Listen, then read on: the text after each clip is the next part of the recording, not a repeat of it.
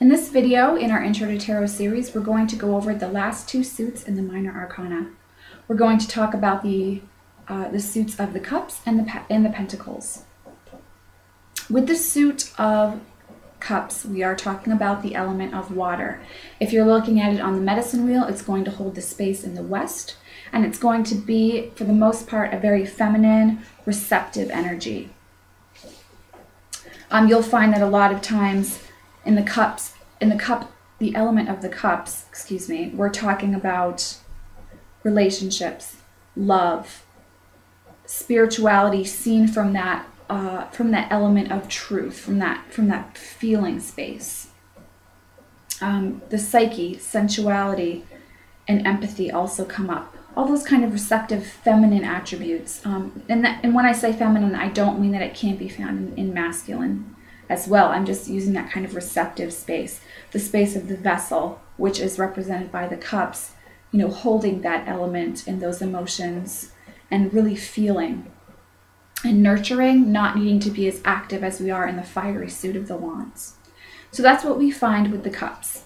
Now, we did discuss numerology of the Ace through 10 cards in the previous video in the Minor Arcana. So I invite you to watch that video to discuss that and to get a better understanding of the numerology with the Minor Arcana. And if you are actually doing the exercises that go along with the Intro to Tarot series, then I invite you to write down the storyline that you see as you place the suit of the Cups out. See the story that is captured through the 10 cards and write that down. That helps you to draw closer to the cards, get to know the cards better, and then when you see them in a spread, you'll be much more comfortable with remembering what the story is and where you are in the story in the spread. So that's the element of Cups, and that's in the West. So from the West, we move to the North, which is, in a pagan mentality, that would be represented by Earth. And this works very well for tarot to use the elements with the suits. The element of Earth. So the element of Earth, that's represented by the suit of Pentacles, or discs you might find in your deck, or stones it could be labeled as, but it's always that Earth symbol when you look through your little white book or the book that accompanies your deck. It's always going to be representing the element of Earth. That's the Pentacles suit.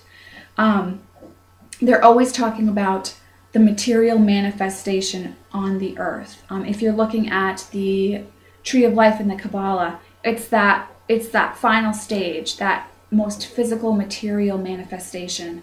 So it is indeed about finances, materialism, success, and family viewed from the point of like that grounding family tree point of view, not so much the loving and feeling sense that you get of family in the Cups.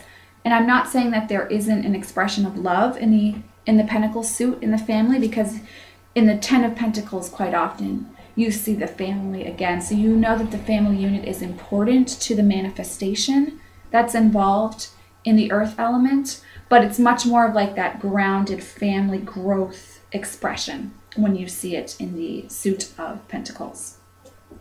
So again, take the Pentacles out, look at the story arc. Remember the numerology of Ace through 10 in tarot and how that applies to each of the cards. And you might indeed find it helpful to write down the numerology of the Ace through 10 cards. Exactly what does that stand for and how does that apply to the cards.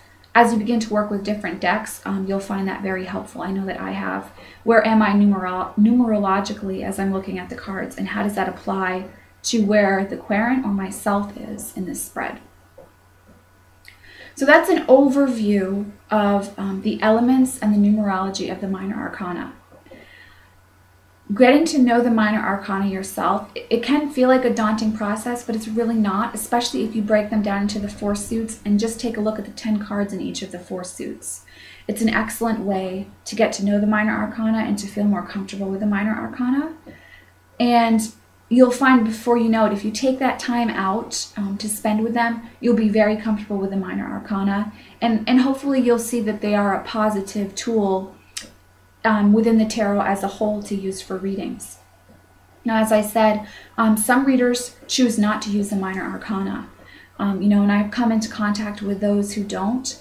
And you can tell, you know, as the person speaking, that it's definitely right for them not to.